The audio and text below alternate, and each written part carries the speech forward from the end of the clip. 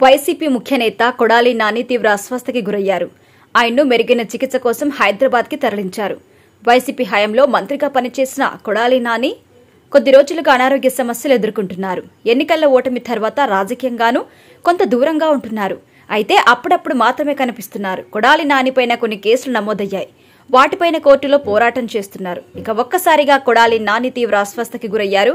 ఆయనకి చికిత్స అందిస్తున్నారు. వైసీపీ హయాంలో మంత్రిగా పనిచేసిన నాని 2 ఏళ్ల క్రితం అనారోగ్య సమస్యలతో హైదరాబాద్లో చికిత్స తీసుకున్నారు. ఆ తర్వాత కోలుకున్నారు.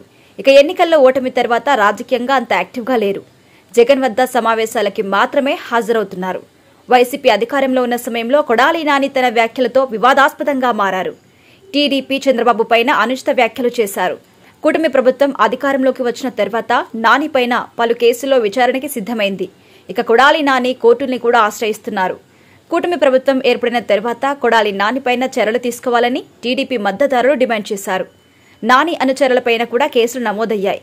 వల్లభనేని వంశీ ఇప్పటికే జైల్లో ఉన్నారు.